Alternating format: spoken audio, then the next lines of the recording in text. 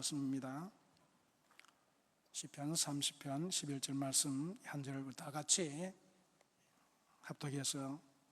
합독하겠습니다. 시작. 주께서 나의 슬픔을 변하여 춤이 되게 하시며 나의 베옷을 벗기고 기쁨으로 띄우셨나이다. 다시 한번 읽겠습니다.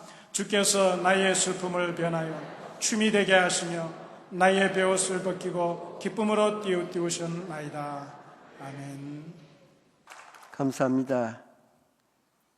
저는 담임 목회를 못했습니다. 학교에만 있다가 연구원, 이제는 원장으로 있는데, 그러다 보니까 많은 교회를 다닙니다. 거의 한 3,780개 교회를 다니면서 말씀을 전했습니다. 근데 교회 다 똑같은 교회 아니에요.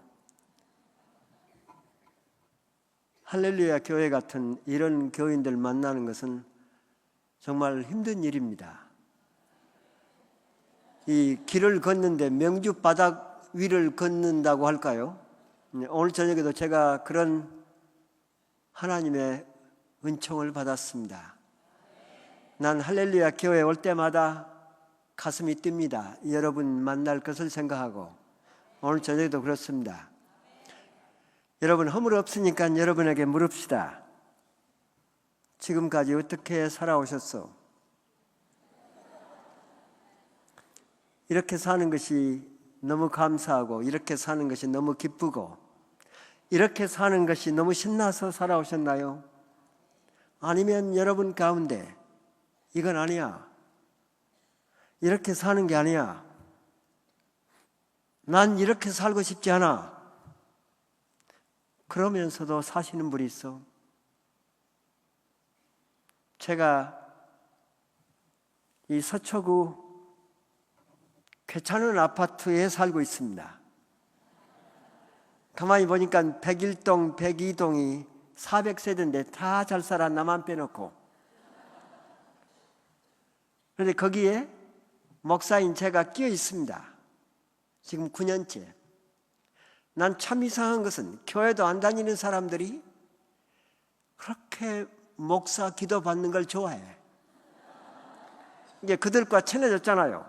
관리소장 얘기를 들으면 400세대 가운데 거의 370세대가 남편이 유학 갔다 왔든가, 아내가 유학 갔다 왔든가, 부부가 유학 갔다 왔든가, 직장도 다 괜찮아. 경제적으로, 사회적으로 다. 외부에서 보면 우리도 저렇게 한번 살아봤으면 얼마나 좋을까. 분당도 여러분도 그런 축이라고 나는 생각합니다. 우리도 저렇게 살아봤으면 좋겠다는 그 부러움의 대상들이요. 그들과 친해지다가 보니까 이제 문제가 있으면 언제 나한테 옵니다. 그리고 함께 식사도 하고, 만나면 한두 시간, 아니면 한강 고수부지 같이 가면서 얘기도 나누고, 결국 지금까지 여자들하고 만나서 함께 얘기를 나누는데, 얘기하는 동안에 한두 시간 동안 내 얘기의 포커스가, 초점이 어디 갔느냐? 당신 부부 지금까지 어떻게 살아왔어? 이겁니다. 이리저리 돌리지만 결국 얘기 포인트는 그거예요. 당신 부부 지금까지 어떻게 살아왔어? 하고 물으면 내 짐작으로 10명에 7명 정도는 자기 남편을 남편이라고 하네. 애들 이름 부르면서 애 아빠라고도 하네. 이제 허물이 없어졌으니까 그럴까요? 그 물건, 자기 남편을 그 물건이라고 하면서 사랑해야 되는데 사랑이 안 돼. 그러면 제가 물건하고 왜 사세요? 그러면 대답은 다 똑같습니다. 애들 생겼는데 어떡하냐요. 그리고 지금 헤어지면 무슨 좋은 수 있냐요. 그냥 이대로 살다가 죽는 거지요. 그런데 남편들한테 물어보면 아내를 물건이라고는 안 해. 그 원수. 나한테 시집와서 애들 뒷바라지 하느라고 내 뒷바라지 하느라고 고생하는 줄 다 안돼요. 그런데 사랑은 안 간대요. 이게 그들의 삶이에요. 어떤 면에서는 잘 산다고는 다른 사람들의 부러움의 대상이 되고 있는 그들의 삶이에요. 신앙이 없는 그들의 삶이에요. 자, 그러면 여러분들은 어떻게 살아오셨어? 지금 어떻게 살고 계십니까? 앞으로 어떻게 살아가실 거예요? 여러분 인생 몇 번 사는 거지요? 한 번. 다른 교회 가서 물으면 5번이라고 그래. 여러분 인생은 한 번 사는 거예요. 누가 사는 거예요? 내 인생 내가 사는 거예요. 그런데 내 인생 내가 살면서 딱 한 번 살면서 내가 원치 않는 삶을 살다가 죽어. 이건 말이 안 되는 일이에요. 여러분 제가 충청도에 있는 어느 일반 대학 이사장이 장로님이요. 나더러 자기 대학의 교양학부 강좌를 일주일에 한 번만 매 학기 나와달래요. 간절한 요청이 있어서 제가 교양학부 강좌를 18년 동안 다녔습니다. 4년 전까지. 그런데 교양학부 강좌가 오전인데 오전 끝나고 연구실에 와서 차 마시고 쉬었다가 서울로 올라오거든요. 그런데 연구실에 들어오면 조금 있다가 나를 따라 들어오는 경제학부 김 박사가 있어. 나보다 나이가 12살이나 더 젊습니다. 미국에서 경제학 박사 따가지고 와서 그 학교 교수를 하고 있거든요. 대전의 큰 교회 집사입니다. 부부가 다. 그런데 김 박사가 나를 따라 들어와서 나에게 도움을 요청하는데 그 도움 내용이 뭐냐? 술 끊는 거예요. 교수님, 나 술 끊어야 되는데. 그러면 저는 이제 전공이 그런 거기 때문에 함께 만나서 어떨 때는 1시간 반 동안 얘기 나누다는 결국 기도해 주고 올라옵니다. 그 다음 주일날 교양학부 강좌 끝나고 들어오면 김 박사 또 따라 들어와. 이번에도 똑같은 문제요. 목사님, 나 술 끊어야 되는데. 그러면 함께 또 만나서 얘기 나누다가 또 기도하고 올라옵니다. 그 다음 주일날 가면 또 와. 여러분 똑같은 사람한테 똑같은 문제를 18년 동안 한번 시달려봐. 나 술 끊어야 되는데요. 이 문장은 똑같아. 앞에 문장만 단어만 달라져. 교수님이라 했다가 목사님이라 했다가. 2학기가 거의 다 끝나갈 무렵에 하도 어처구니가 없어서 김 박사님은 학교 강의 안 해? 이 학교 교수잖아. 강의 안 해? 그랬더니 제가 자기 대학교에 교양학부 강좌 나온다는 걸 1년 전에 교무처장을 통해서 들었대요. 시간표 짤 때 내 강의 시간 뒤에는 자기 시간을 뺀대요. 그래서 그렇게 들어오는 거예요. 3년인가 지났는데요. 계속 들어와. 그래서 하도 어처구니가 없어서 목사님 나 술 끊어야 되는데. 그래서 제가 그 좋은 술을 왜 끊으려고 그러세요? 계속 마시지. 그랬더니 대답이 술 때문에 6년인가요? 부부생활 못해. 자기 술 때문에 자기 애들이 다 엉망이 돼 있어. 술 때문에 대학에다가 연구 논문을 써서 1년에 한두 편 제출해야 되는데 그걸 못해. 제자들이 써놓은 걸 짜깁기 해가지고 내. 술 때문에 자기 인생이 다 망가져가고 있어. 그런데 술 못 끊어. 18년째 되던 해입니다. 나는 그 학교에 가면 의뢰권 김 박사 만날 준비가 되어 있습니다. 18년째 되던 5월 달입니다. 그때는 오전부터 아침부터 술을 얼마나 많이 마셨는지. 나 교양학부 강좌 끝나고 들어왔더니 이번에는 고개를 못 들어. 고개를 숙이고 그냥 숨을 헐떡거리면서 들어오는데 내 앞에 소파에 탁 앉아요. 나를 못 쳐다보고 목사님 나 술 끊어야 되는데. 그때 저는 목사요. 내가 목사인데 정말 화가 났습니다. 발끝에서부터 머리끝까지 해도 분수가 있지. 그래서 제가 욕을 했습니다. 그런데 겉으로는 안 했습니다. 속으로 속으로 뭐라고 욕했느냐? 여러분 용서하세요. 이 개새끼가 끊으려면 빨리 끊어.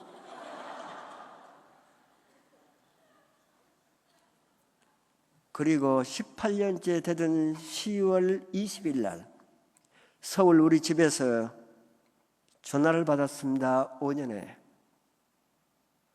그 아내한테서 전화가 왔습니다. 자기 남편 죽었다고. 대전병원에서 술로 죽었습니다. 그러면서 죽기 전에 아내한테 부탁을 하더래요. 입관 예배는 꼭 정택이 목사님한테 봐달라고 그러라고. 나는 그 전화 끊고 또 한 번 욕을 했습니다. 이 새끼가 죽을 때까지 사람을 괴롭게 하고 죽네. 그리고 대전 오후 3시에 내려갔는데 김 박사 시신이 나옵니다. 나도 모르게 그 얼어붙은 김 박사 시신을 끌어잡고 그렇게 울었습니다. 김 박사에게 나는 이렇게 얘기했습니다. 김 박사, 왜 더 좋은 목사 만나서 살지? 왜 나 만나서 죽었어? 김 박사 미안해. 김 박사 더 좋은 목사 만났으면 살았을 건데 왜 나 만나서 죽은 거야? 여러분, 김 박사는 평생 소원이 술 끊는 거예요. 근데 그 술 못 끊고 술로 죽었습니다. 혹시 여러분 무슨 문제? 나 이래서는 안 되는데, 나 이래서는 안 되는데 그러면서도 계속 하고 있는 문제 없어? 김 박사 세상 뜨고 난 다음에 우리 학생들을 통해서 각 교회 평신도들 여론조사를 했습니다. 5,000명을 여론조사를 했는데 무슨 문제로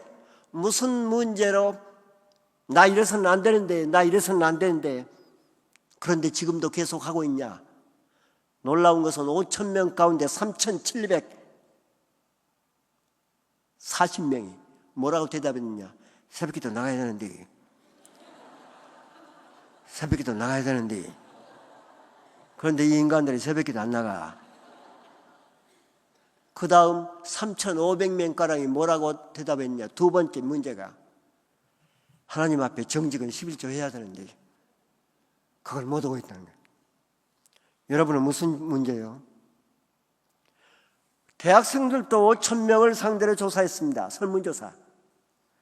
그런데 놀라운 건 대학생들은 4,980명이 넘는 숫자가 20명 빼놓고 공부해야 되는데 그런데 이 새끼들이 공부 안 해. 여러분 무슨 문제예요? 여러분, 난 여러분들 할렐루야 교인들은 거의 큰 문제 없이 살으라고 생각합니다. 그러나 이 가운데 이래서는 안 되는데 그런 분이 있다면 그렇게 살다 죽을 거예요? 적어도 이 금요일 날 철야기도에 나온 여러분들은 그런 문제가 없을 줄 믿습니다. 그리고 혹시라도 있으면 결단하세요. 인생 그렇게 길지 않습니다. 짧은 인생 그렇게 시시하게 살지 마세요. 저 청암동에 있는 어느 성결교회에 한 400명 주일날 저녁 모이는데 얘기해달라고 그래서 이 주제로 얘기했습니다. 지금까지 어떻게 살아왔냐? 지금 어떻게 살고 있냐? 앞으로 어떻게 살아갈 거냐? 90분 얘기했습니다. 끝나고 났더니 목사님이 밖에 나와서 인사하자고.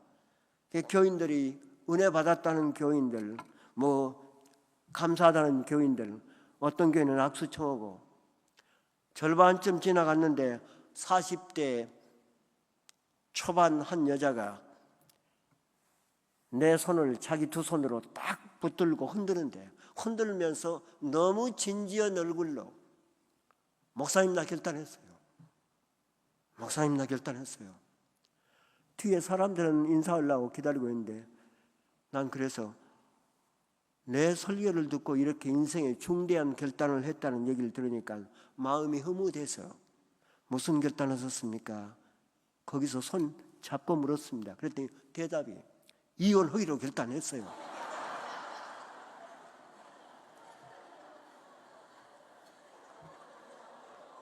나 그때 김 박사처럼 또 화가 났습니다. 화만 나면 욕이 나옵니다. 그것도 겉으로는 안 했습니다. 속으로 이렇게 욕을 했습니다. 이년아, 너 이혼하라고 내가 90분 동안이나 떠들었냐 이년아. 난 그때처럼 비참할 데가 없었습니다. 전혀 내 의도와는 다르게. 그래서 팔목을 잡고 확 낚아채면서 남어 해놓고는 인사 다 해놓고 데리고 들어갔더니 그게 교인이 아니에요. 다른 교회 교인인데 와서 왜 이혼을 하려고 그러세요? 난 화가 나가지고. 그랬더니 남편이라고 19년을 함께 살았는데 밥맛이 없어서 이혼을 하려고 그런다네요. 밥맛이 없으면 김치맛이라도 보고 살아야죠. 왜 밥맛이 없어요? 그랬더니 그 인간은 교회밖에 모르고 직장밖에 모르고 돈밖에 모르고 가정 식구들밖에 모르고 들을수록 교회밖에 모르고 가정밖에 모르고 직장밖에 모르고 돈밖에 모르고 이 내가 때문에 이혼을 하려고 그런다네요. 그게 다 좋잖아요. 그게 다 좋잖아요. 내가 뭐가 문제예요? 그러니까 박사님이 한번 살아보세요. 나중에 알고 보니까 돈이 수십억이요. 은행에 현찰로만 바꿀 수 있는 게 수십억이요. 근데 절대 11조 안에 한 번도 감상금을 한 적이 없어요. 그리고 더 놀라운 것은 19년 살았는데 애들 셋이나 있는데 한 번도 밖에 나가서 짜장 한 그릇도 사 먹어 본 적이 없어요. 돈이 아까우니까. 여러분 이런 남편하고 함께 살면 여기 여자들은 밥맛 있겠어 없겠어? 난 결혼해서부터 지금까지 그 남편만 쳐다보면 속이 뒤집어지는데 그렇게도 돈만 좋을까? 돈밖에 모를까? 한 푼도 쓸 줄을 모르는 미운 생각만 했지 한 번도 남편 이런저런 면을 생각해 본 적이 없대요. 그래서 제가 그분하고 또 90분 동안 얘기 나눴습니다. 그 남편 버리고 애들 버리고 당신 좋아하는 남자 찾아가서 만나서 살면 이 남편은 어떻게 되고 애들은 어떻게 되는 거요? 한 번도 그런 걸 생각해 본 적이 없대요. 그러면서는 얘기가 그 인간은 내가 버리고 떠나가면 절대로 다른 여자 못 만나네. 어떤 년이 그 남자하고 살겠냐. 3년이고 4년이고 울다가 죽을 거래요. 그런 남자를 버리고 가면 되겠소. 바꿔서 변화시켜서 살아야지. 그러면서 다시 또 그 여자분이 회개해가지고 두 손으로 내 무릎 잡고 울면서 다시 살기로 결단했습니다. 목사님. 여러분 지금까지 어떻게 살아왔어? 지금 어떻게 살고 계십니까? 앞으로 어떻게 살아갈까요? 여러분 나 최진실이 참 좋아했습니다. 근데 분당인가 여기 어디서 성남인가 여기서 화장을 해요. 나 그날 이렇게 쳐다보면서 왜 죽었을까?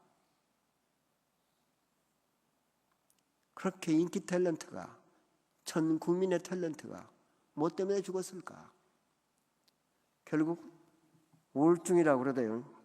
우울증이 깊어지면 사람은 죽도록 되어 있습니다. 우울증이 깊어지면 유일한 소망이 그것만 있으면 해결될 것 같은 그건 죽음이요. 여러분 우울증이라는 게 뭐지요? 기분이 안 나는 거요. 기분이 안 나는 게 언제 기분이 안 나요? 날씨만 안 좋아도 기분 안 나잖아요. 그것도 우울증이요. 이게 점점 깊어지면 그건 감당을 불가능해집니다. 여러분, 가정 문제, 부부 문제, 사업 문제, 다른 어떤 인간관계 문제, 아니면 내 사랑하는 사람이 나를 떠나갔을 때, 여러분 마음이 울적한 적 많잖아요. 저는 제가 우울증을 심하게 앓았던 사람입니다. 저는 죽으려고 많이 생각했던 사람입니다. 허물없으니까 여러분에게 나누겠습니다. 제가 36살까지 저는 사람을 두려워했잖아요. 36살까지 사람들 앞에서 얘기한다는 게 나한테는 불가능했잖아요. 그 주제에 신학교를 다녔네요. 그리고 신학을 졸업했네요. 신학을 졸업하면 그때는 바로 교회 전도사로 가는 거예요. 나는 못 가잖아요. 사람이 무서우니까, 기도를 못 하니까 난 못 가. 그래서 공장에 들어가서 일을 했지요. 20몇 살부터 공장에 들어가서 일을 했던, 공장에 들어가서 7년을 이 짐을 매는 트럭에다 실는 일을 하다가 보니까 내 친구들은 다 목사 됐잖아요. 나는 소망이 없는 거예요. 제일 사람이 암담할 때가 앞에 소망이 아무것도 안 보일 때입니다. 이게 1968년이요. 나는 죽으려고, 이런 삶은 살 가치가 없다, 죽어버리는 게 좋다. 내 친구가 내 마음을 읽었습니다. 얘기 안 했습니다. 내 친구가 나를 만나더니 이놈은 위험하다고. 그래서 그 친구가 나한테 무릎을 꿇고 사정을 했습니다. 한 달간만 공장 휴가를 맡아라.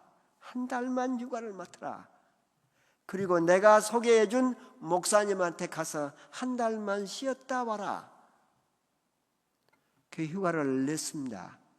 그때가 8월이요. 그 친구가 소개해준 곳이 소록도요. 나는 소록도를 한 번도 가본 적이 없습니다. 따라서 소록 공반도 건너서 소록도를 딱 들어갔는데 1968년도 소록도에 있는 인구가 2,000명이었어. 여러분, 소록도는 문둥병 환자들을 수용하는 섬입니다. 2,000명이 살고 있는데 1,800명은 문둥병에서 다 나았어. 다 나았는데 밖으로 나올 수가 없습니다. 얼굴이, 손이, 온몸이 문둥병으로 다 일그러져 버렸어. 1968년도에 문둥병 환자는 200명 뿐이었습니다. 치료받고 있는 사람은. 그런데 소록도는 8개의 마을이 있는데 8개 마을마다 교회가 있습니다. 그 문둥병에서 나은 사람들이 거기서 농사 짓고 거기서 닭 키우고 돼지 키우고 잘 삽니다. 그런데 그들은 새벽 예배 1시간 반, 낮 예배 1시간 반, 저녁 예배 1시간 반, 월요일부터 주일까지 1년 365일 그렇게 돌아갑니다. 1년에 하루도 쉬는 3번 예배가 쉬어본 적이 없습니다. 그것이 그들의 삶이요. 나는 12시에 소록도에 도착을 했는데 그 내 친구가 소개해준 그 목사님한테 가려면 또 중앙에서 버스를 타고 또 들어가야 됩니다. 딱 그때가 낮 예배 시간이었습니다. 주중. 소록도에 가면 중앙교회당이 있었습니다. 중앙교회당에는 큰 교회당인데 1,000명 이상이 들어가서 마루인데 예배를 드릴 수 있는 것이요. 나는 예배 참석하고 버스가 좀 늦으니까 버스 타려고 중앙교회당 예배에 참석을 했지요. 인도하는 목사님이 통성기도 시간을 주었습니다. 그 통성기도 시간에 1,000여 명이 기도를 하는데 중앙교회당에 나오는 신자들은 어떤 사람들이냐? 문둥병을 너무나 심하게 앓았습니다. 몸이 이미 거동이 불가능해. 노동이 불가능해. 그러니까 그냥 조그마한 방 한 평, 두 평 되는 방에다가 전부 다 해놓고는 그 사람들은 외부 도움에 의해서 살아가는 사람들입니다. 그런 신자들만, 노동이 불가능한 신자들만, 다른 사람의 도움이 필요한 신자들만 1000여 명이 앉아서 중앙교회당에서 예배를 드리는데, 그들이 통성기도하는 시간에 나는 천정이 떨어져 나가는 줄 알았습니다. 난리가 난 겁니다. 아우성을 치고 통곡을 하고 1000여 명 가운데 한마디도 기도를 하지 못하고 있는 한 신자가 있었습니다. 그게 나요. 나 혼자만 기도가 안 나옵니다. 그냥 눈 감고 앉아 있습니다. 이게 우울증 환자들한테 볼 수 있는 현상이에요. 그런데 이렇게 고개를 숙이고 있는데 내 뒤에서 이상한 소리가 들립니다. 그 아우성 소리 속에서 내 뒤에서 유별나게 내 머리를 치고 내 가슴으로 파고드는 한 소리. 하나님, 하나님, 하나님 은혜가 이렇게 놀라운디 어떻게 그 은혜를 갚는디요? 들어보니까 충청도요. 하나님, 하나님, 하나님 은혜가 이렇게 놀라운데 어떻게 그 은혜를 갚는디요? 혹은 목에서 피가 터져 나오는 것 같은 통곡이 계속됩니다. 그러다가 똑같은 말, 하나님, 하나님, 하나님 은혜가 이렇게 놀라운디 어떻게 그 은혜를 갚는디요? 하면서 목에서 피가 터져 나오는 것 같은 통곡이 계속됩니다. 그러다가 또 하나님, 하나님, 나는 이상했습니다. 여기는 전부 다 문둥병을 심하게 앓았던, 이제는 회복했던 사람들이요. 이 사람들이 앉았는데 누가 저렇게 간절하게 기도를 할까? 그리고는 눈을 뜨고 통성기도 시간에 돌아다 보았습니다. 돌아다 보는 순간 저는 멍둥이로 두들겨 맞은 것 같은 어떤 충격을 받습니다. 나이가 몇인 줄 짐작이 안 갑니다. 영감은 영감 같습니다. 머리털이 하나도 없으니까 눈썹도 아무것도 없습니다.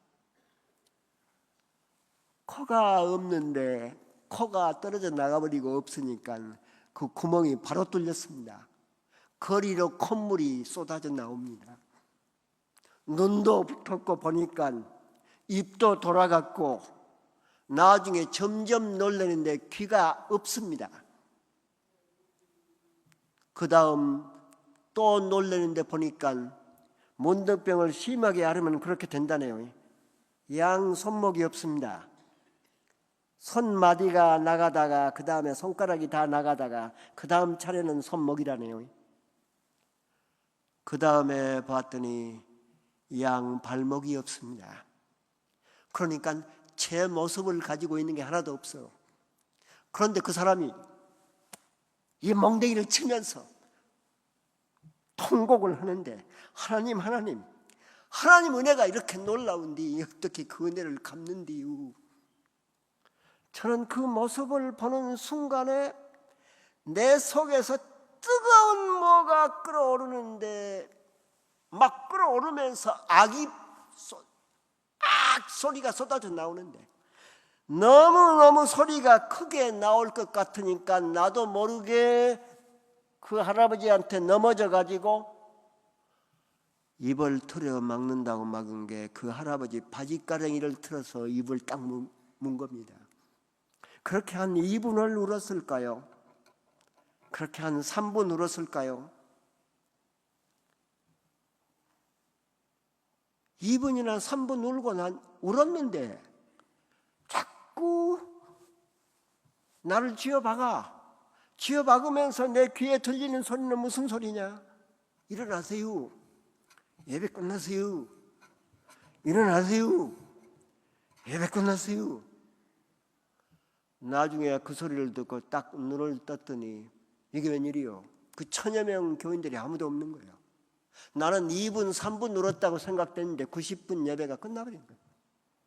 나중에 그분 얘기를 들었더니 자기 바지가랑이를 딱 입에 물고 안 놔주니까 이제나 끝날라나 저제나 끝났는데 이제 한밤중 가요. 하루 종일 걸리겠더래요. 그래서 할 수 없이 나를 제지를 했다고. 놔놓고 나니까 이분은 걸음을 걸을 수가 없어. 자꾸 기어서 나갑니다. 기어서 나가는데 나는 그 뒤를 계속 통곡하면서 울면서 따라 나갔습니다. 밖에 나가서 앉아있으면 다른 사람이 데리러 온다네요. 나는 그 뒤로 가서 억제할 수 없는 통곡을 하면서 그 할아버지 어깨를 잡고 흔들었습니다. 할아버지. 나중에 보니까 할아버지가 아니에요. 48살밖에 안 된 분이에요. 할아버지, 뭐가 그렇게 고마우세요? 나한테 얘기 좀 해주세요. 내 질문 속에는 뭐가 들어있습니까? 당신이 코가 있어, 귀가 있어, 입이 제대로 붙었어, 눈이 제대로 있어, 얼굴이 제대로 붙었어, 당신 발목이 있어, 팔목이 있어. 뭐가 그렇게 감사하세요? 내가 뭐가 그렇게 감사한지 나에게 말씀 좀 해주세요 했더니 이분이요, 그 멍댕이 손을 딱 드는데, 그리고 하늘을 쳐다보는데 빛이 나는 밝은 웃음을 띠면서 고맙고 말고 감사하고 말고 뭐가요 했더니 내가 문둥병을 앓았더니 내 고향이 나를 버렸어, 내 친척이 나를 버렸어, 내 가족이 나를 버렸어. 그런데 이 소록도까지 나를 따라와서 나에게 기쁨과 감사를 주시는 분이 있어. 어쩔 줄 모르는. 나는 그 순간에 직감을 했습니다. 소록도 들어가기 전에 소록도에 관한 책을 한 권 읽었습니다. 그 책을 읽어보면 어떤 내용이 나오는 거니, 옛날에 부부가 함께 살다가 남편이 문둥병 걸려서 소록도로 강제 이송되면 아내는 아무 상관이 없습니다, 문둥병하고는. 그런데 남편이 문둥병 걸려서 소록도에 들어갔다는 것 때문에 그 아내는 남편 따라 들어갑니다. 그래서 소록도에서 죽습니다. 그런 여자가 18이요. 그런데 부부가 함께 살다가 아내가 문둥병 걸려서 소록도에 들어갑니다. 그런데 따라 들어간 남편 놈은 지금까지 한 놈도 없습니다. 여러분, 뭐가 다른 거요? 뭐가 다르기에 남편은 문둥병 걸려서 들어가면 아내는 따라 들어가서 함께 살다가 죽는디, 뭐가 달라서 아내가 문둥병 걸려서 들어가면 남편은 안 들어가는 거예요? 저는 그 책을 읽었기 때문에 소록도까지 나를 따라와서 나에게 이 기쁨과 감사를 주시는 분이 있어. 나는 이유가 없이 할머니가 따라오셨군요, 할머니가 따라오셨군요 했더니 그분 얘기가 아니야, 예수님이 따라오셨어. 예수님이 이 문둥병 소굴까지 따라와서 나에게 이 기쁨과 감사를 주시는 분이 있어. 난 그때 예수님이 얼마나 위대한 분인가. 나는 그 순간에 그분에게 어디 사세요? 어디 사세요? 그러니까 저 건너. 그런데 거기는 조그마한 집들, 이 방이 여러 개가 있는 그런 집들이 있습니다. 저 좀 재워주실 수 있겠소? 함께 일주일만 있다 가렵니다. 저 좀 재워주세요. 그랬더니 2평도 안 되는 너무나 작은 방이라고, 누추하다고 하니 괜찮아요. 제 소원을 꼭 들으려고 제가 울면서 이 얘기를 했더니 그러자고. 저는 박권찰, 48살 된 박권찰, 초등학교 문턱도 안 가본 박권찰하고 일주일을 함께 먹고 잤습니다. 나는 내 인생에서 가장 많이 울어본 적이 그때요. 나는 내 일생을 통해서 가장 나에게 큰 영향을 미친 사람을 만나본 게 그분이요. 손목도 발목도 코도 귀도 머리털 하나도 없는, 초등학교 문턱도 안 가본 그분이 나를 끌어잡고 기도할 때는 꼭 끌어잡고 목에서 피가 터져 나오는 것 같은 통곡으로 하나님 앞에, 나는 그분 기도를 받을 때 그렇게 통곡을 했던 일주일의 삶이 어떻게 흘러갔는지를 몰랐습니다. 그리고 나는 하늘을 쳐다보니 그렇게 좋고 사람들이 그렇게 좋고, 나는 친구가 소개해준 그 목사님한테는 전화만 해서 못 간다고 그러고서는 그냥 안양으로 돌아왔습니다. 안양에 돌아와서 대문을 열고 들어갑니다. 대문을 열고 들어가는데 우리 집 사람이 문에서 내다보더니, 여보, 내가 여보, 응? 당신 얼굴. 그래서 내 얼굴에 뭐 묻었어? 아니야, 당신 얼굴이 왜 그렇게 훤해? 결혼 6년 만에 처음 보는 얼굴이야. 나는 대문도 잠그지 않고 아내한테 뛰어가서 내 아내를 끌어잡고 팡팡 울면서는 얘기가, 여보, 나는 소록도 가서 예수님 만났어. 소록도에 가서 예수님 만나고 왔어. 난 그 후로 그렇게 심각한 우울증을 알아본 적이 없습니다. 여러분, 코 멀쩡히 달려있지요. 눈 멀쩡히 달려있지요. 팔목 다 있지요. 머리털 다 있지요. 예수를 만나면, 성령 받으면, 거듭나면 아무것도 없는 사람도 그렇게 자신만만하던 걸, 꿀릴 것이 없던 걸. 예수님이 왜 오셨을까요? 오늘 본문이 그런 내용입니다. 예수님이 오신 하나의 목적을 잘 설명해 주고 있습니다. 예수님이 왜 오셨는가요? 우리를 구원시키려고 예수님이 오셨다고 그렇게 말하고 있습니다. 구원이라는 말이 무슨 말이요?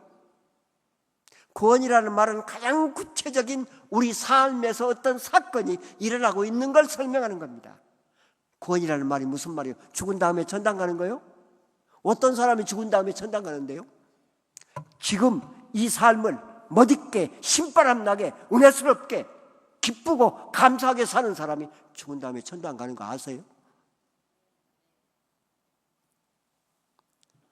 여러분, 예수님이 이 땅에 오신 것을 가장 잘 표현하고 있는 정확한 말씀이 누가복음 4장 18절이지요.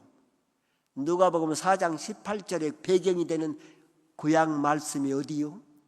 이사야 61장 1절이지요. 그리고 이사야 35장 5절 6절. 이사야 61장 1절을 보면 어떤 내용이 나와요? 메시아가 왜 와야 되나요? 메시아가 우리에게 왜 오느냐? 아름다운 소식을 전하게 하길. 아름다운 소식이 신약으로 건너오면 무슨 소식이 되는 거예요? 구원의 소식이요. 아름다운 소식 가운데 가장 중요한 게 뭐예요?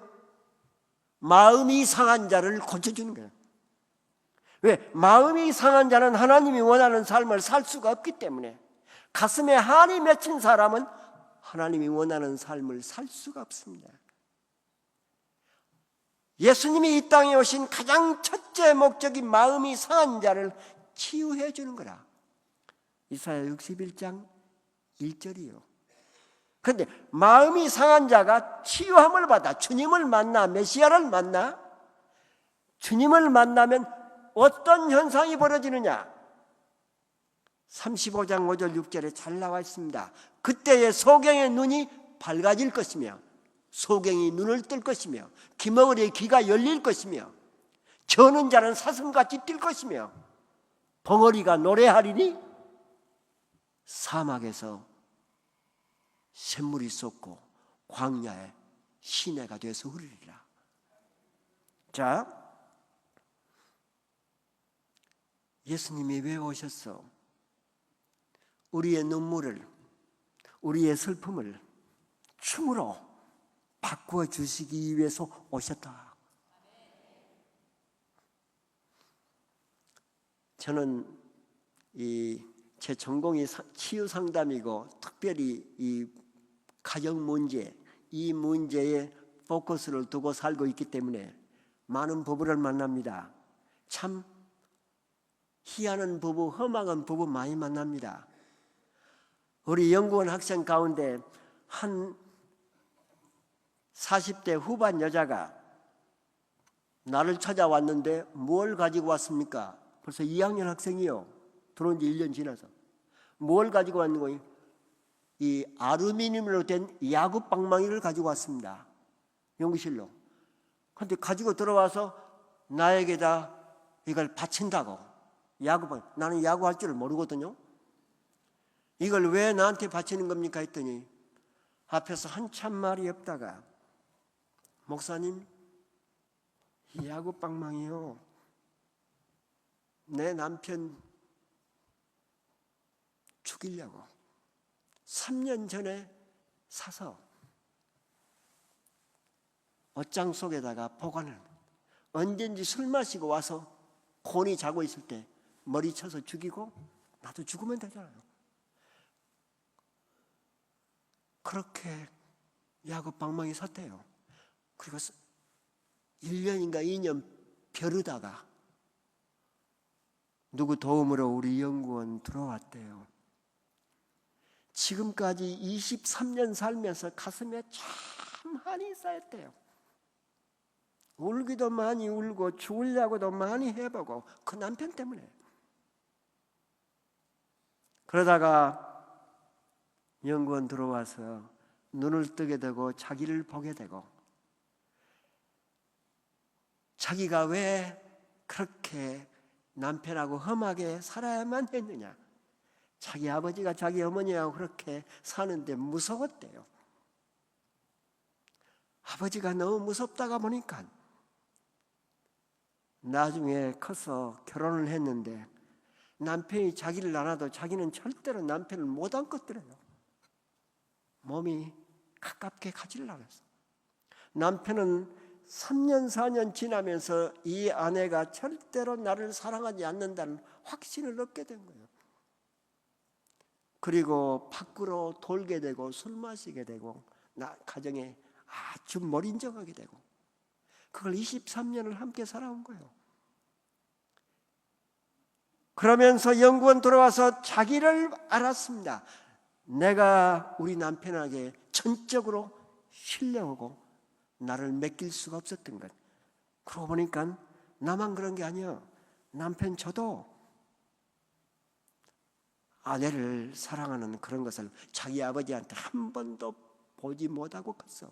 그러니까 둘이 다 그걸 알게 되고 자기가 그 마음속에 한을 풀면서 정리하면서 치유받으면서 달라지는 모습을 보더니 남편도 함께 달라지더라고. 이제는 사이가 너무 좋아져서 이 야구 방망이가 필요가 없게 됐어요. 그래서 나한테 이걸 바친다고 가져왔습니다. 지금도 내 연구실에 그 야구 방망이가 이렇게 세워져 있습니다. 여러분, 예수님이 왜 왔어? 야구 방망이 가지고 남편 때려 죽이려고 했던 이 아내를 이렇게 눈물을 흘리면서 제가 저 남편 죽였더라면 어떻게 될 것 봤나? 그러면서 남편한테 용서를 빌고 남편도 그 아내를 붙들고 함께 울고 이렇게 만들려고 예수님 오신 거 아니에요? 사람들은 나를 치유자라고 그럽니다. 근데 나는 나 자신을 치유자라고 한 번도 불러본 적이 없어. 왜? 나한테는 그런 능력이 없으니까. 나는 병든 사람을 치유해본 역사가 없습니다. 왜? 내 기도발이 세질 않아. 그런데 이상해. 성령과 말씀과 기도와 찬양이 뜨겁게 끓어오르는 영광로 속에다가, 프로그램 속에다가 사람 집어넣으면 사람 다 바꿔져. 아직까지도 안 바꿔지는 사람을 못 봤습니다. 그때에 메시아가 오는 날, 말하자면 우리 주님을 만나는 날, 35장, 이사야 35장, 그때에 소경의 눈이 밝아질 것이며 기머리의 귀가 열릴 것이며 저는 자도 사슴같이 뛸 것이며 벙어리가 노래하리니.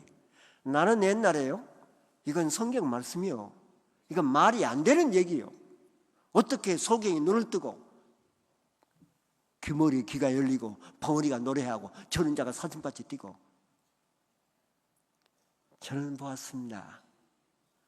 마음의 한이 풀릴 때, 마음의 상처가 맺히고 맺힌 응어리가 풀릴 때 난 장님이 눈을 뜨는 걸 보았습니다. 그리고 귀머리가 듣는 걸 보았습니다. 벙어리가 말을 하는 걸 보았습니다. 저는 자가 사슴같이 뛰는 것도 봤습니다. 우리 영국에서 일어난 역사는 희한합니다. 의정부에서 왔던 34살 된 딸, 아직도 처녀입니다. 그런데 31살부터 장님이었대요. 갑자기 눈이 멀었대요. 그 아버지가 동두천에서 큰 회사 사장이요, 돈 잘 버는 사장이요. 자기 첫째 귀여운 사랑하는 딸이 장님이 됐으니까 이 딸 병 고쳐보려고, 자기가 일본 말을 잘하니까 대한민국 안과 의사들이 안 된다니까 일본 전국을 다 헤맸대요. 역시 노입니다. 할 수 없이 이제는 장님으로 사는 길밖에 없습니다. 사람 하나 붙여서 어쩌다가 우리 연구원에 왔어. 우리 연구원에 들어오면 꼭 들어가야 되는 프로그램이 있습니다. 한 풀어내는 프로그램. 영성 치유수련, 안성 사랑의 수양반에서 계속됩니다. 그런데 거기는 어떤 프로그램이 있냐, 계속 한을 풀어내다가 어떤 시간이 있냐, 엄마 아빠 테라피. 풀을 조금 꺼놓고 200명 300명이 바닥을 치면서 엄마 아빠 아버지 어머니 부르면서 우는 시간이 있습니다. 그런데 그 우는 시간에는요, 그 프로그램 시간에는 정말 200명 300명이 통곡을 합니다. 그 시간인데 이 의정부 그 딸은, 34살 먹은 그 장님 딸은 아빠 미워 엄마 미워 그러면서 땅을 두드렸대요. 왜 눈이 멀었느냐, 28살에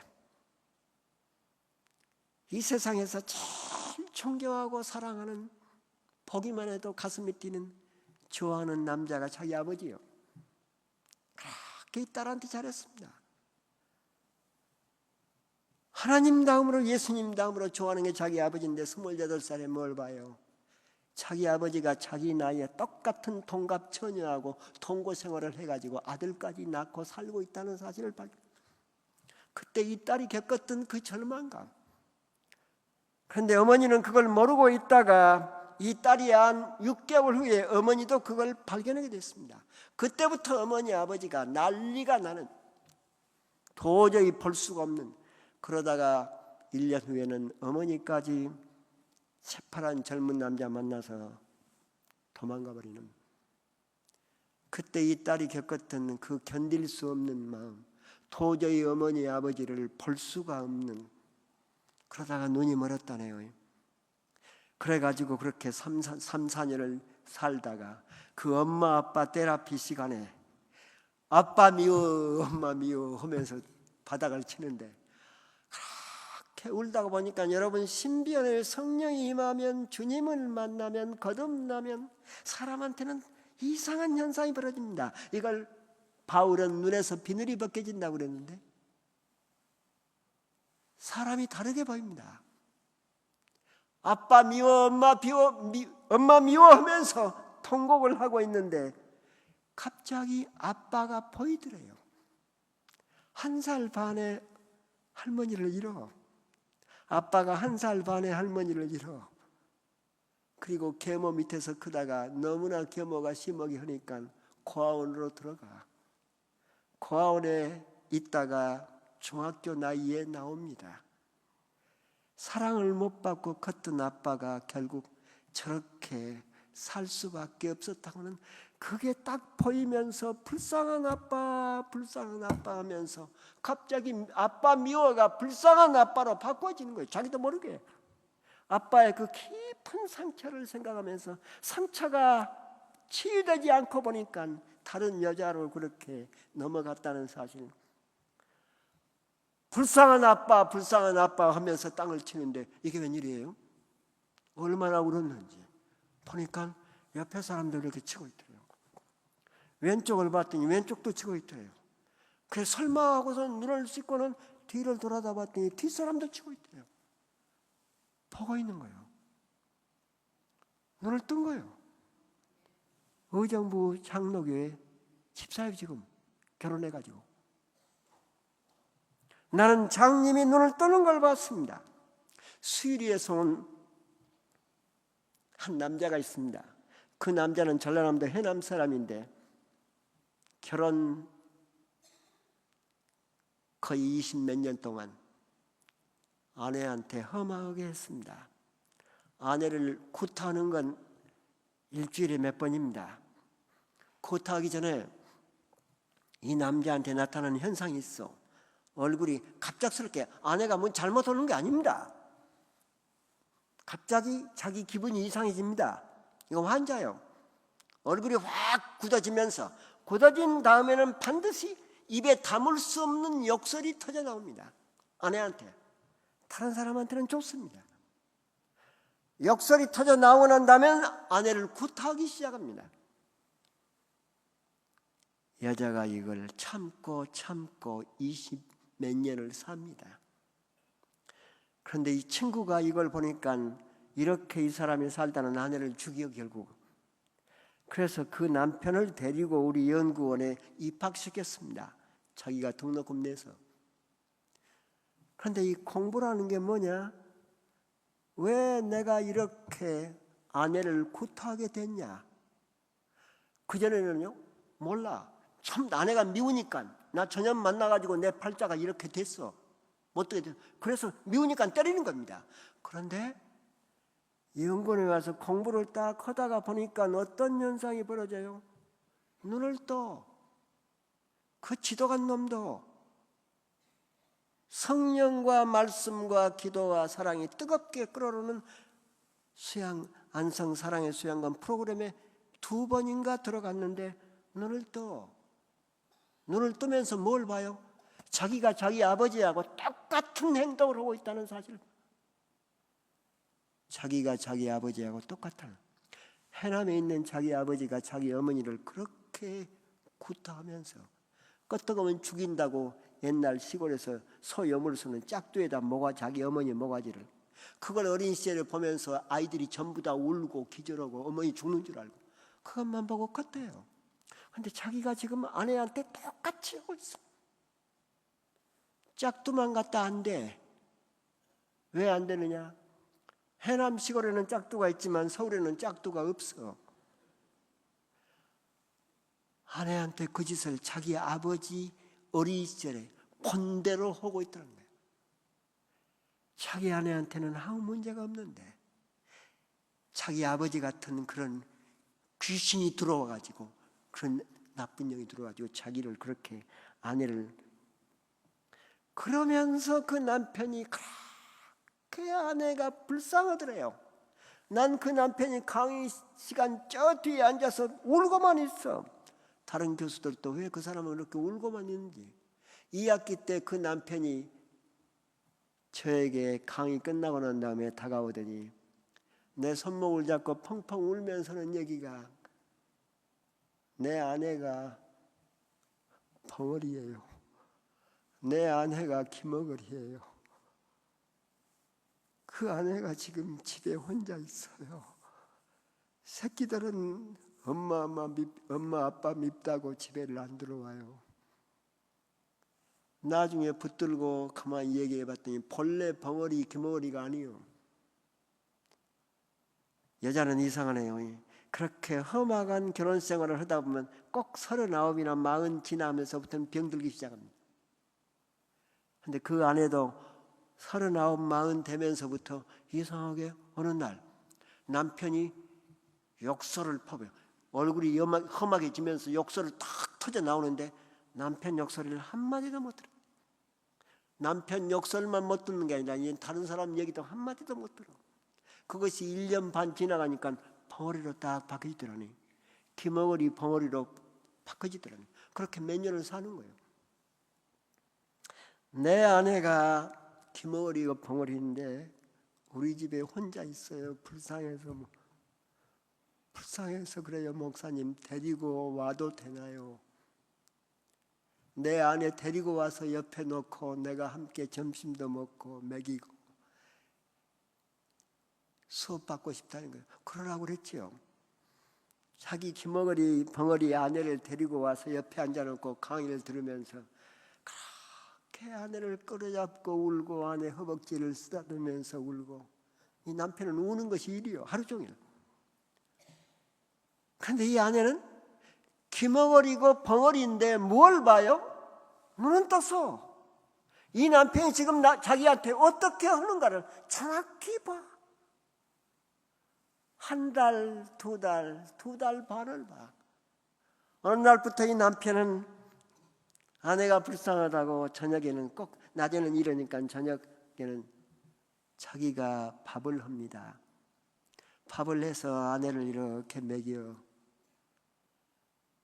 2달 반인가 지난 어느 날 이 남편이 저녁 식탁을 이렇게 준비해 놓고 둘이 밥을 먹고 있는데 전화기가 때려는 울리더라잖아요.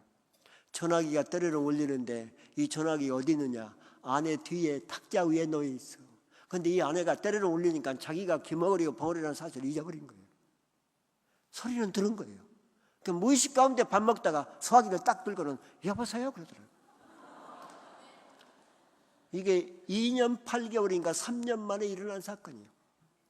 이 성경 말씀이 소경이 눈을 뜨고 귀머거리 귀가 열리고 벙어리가 노래하리니 맞는 얘기요?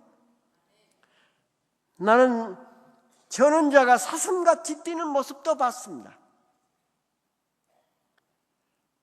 지금 이 사람들은 의학으로는 안 되는 사람들이에요. 침으로도 안 되는 사람들이에요. 뜸으로도 안 되는 사람들이에요.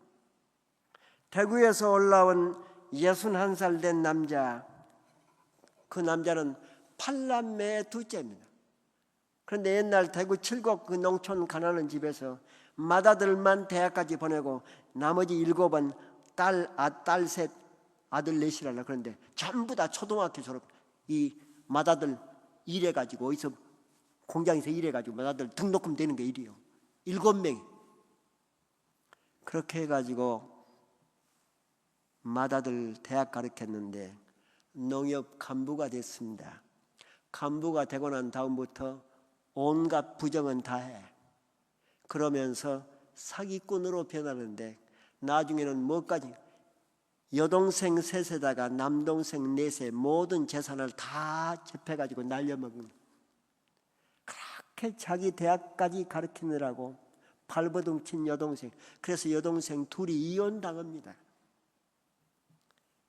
그때 다른 형제간들은 가만히 있는데 이 둘째 아들, 그 사람은 못 견디는 거예요. 형이 미워서. 죽여버리려고 거의 5년 동안 술만 마시면 식칼 들고 형 찾아다니는.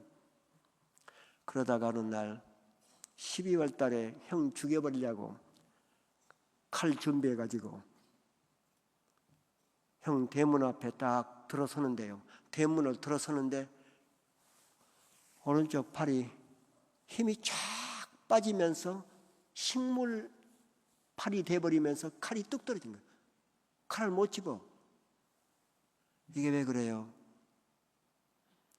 그 칼을 집어서 형을 죽일 때 그 다음에 일어날 모든 일을 이미 그 안에 영이 알고 있는 거예요. 그래서 팔을 이미 마비시켜 버리는 거예요. 왼팔로 칼을 들으려고 했으면 왼팔도 그렇게 됩니다. 그때부터 팔 덜렁거립니다. 거의 3년 동안. 이제는 불가능한 겁니다. 그러다가 그 딸 둘이, 하나는 서울의 초등학교 선생이고 하나는 고등학교 선생인데, 아들은 치과 의사고 아들 또 하나는 은행원이고, 그 딸들이 서울에 있으면서 아빠를 불러다가 우리 영군으로 입학시키는 거네요. 그런데 어느 날이요, 2학기 때인가 됐는데 안성 사랑의 수양관에서 그 엄마 아빠 테라피 시간에 땅을 치면서 통곡을 하는데 전부 다 어머니 아버지. 그런데 이분도 어머니 아버지 그 잘난 형, 그 형만 가르치고 우리는 그렇게 일만 하도록 해놓고 그렇게 가르쳤더니 우리는 뭐가 됐어. 그렇게 어머니하고 원망을 하다가 가만히 보니까 형이 딱 보이는데 형이 불쌍한 거야. 형이 어떻게 불쌍해요? 성령 받으면 거듭나면 형을 다르게 보는 거야. 죽여버리려고 했던 형이 불쌍하게 보는데 어떻게 불쌍해요? 형이 아들만 5이요. 아들만 5인데 형 아들 3이 다 교도소에 있어. 사기꾼으로. 자기 아버지하고 똑같아. 그런데 자기는 재산 다 형이 날려 먹었지만 아들 하나는 치과의사야. 아들 하나는 은행 지점장이요. 딸 하나는 초등학교 선생이고 딸 하나는 고등학교 선생이요. 보니까 자기가 부자들이에요. 자기는 엄청나게 부자들이에요. 자식들이 다 잘 됐으니까. 형은 자식들 5남매가 다 그 짓이에요. 그때부터 불쌍한 우리 형, 불쌍한 우리 형 하면서 왼손을 가지고 치는데요, 한참 치다가 보니까 이게 2손을 가지고 불쌍한 우리 형, 이 2손을 가지고 자기 치고 있다는 생각을 하는 순간 61살 된 이 남자요, 그 안성 사랑의 수양관 무대가 이렇게 앞에 있습니다. 무대로 올라가더니 이 안 돌아가는 팔을 돌리는데, 난 너무나 빨리 돌려가지고 팔이 떨어져 나갈 것만 같아서 막 돌리면서 난리가 났는데 나 팔 돌아간다. 이게 뭐예요? 저는 자는 사슴같이 뛸 것이다. 저는 제 눈으로 그런 모습을 보았습니다. 슬픔이 춤으로, 눈물이 감사로 주님 만나는 사람들에게서 바꿔지는 모습을. 여러분, 이 밤에 다른 사람들 다 집에서 편히 쉬고 있는데 금요 철야 기도에 나오신 여러분들 삶에 우리 주님의 놀라운 축복이 꼭 임할 것을 믿고 확신합니다. 기도하십시다. 하나님 아버지, 감사합니다. 이 귀한 식구들 이 밤에 만났나이다. 우리가 살다 보면 많은 아픔들, 눈물들, 한숨들 저희들 삶 속에서 지나가도록 되어 있습니다. 그러나 그 순간에 이 식구들 주님 만나게 하옵소서, 거듭나게 하옵소서. 감사하고 우리 주 예수 그리스도 이름으로 기도하옵나이다. 아멘.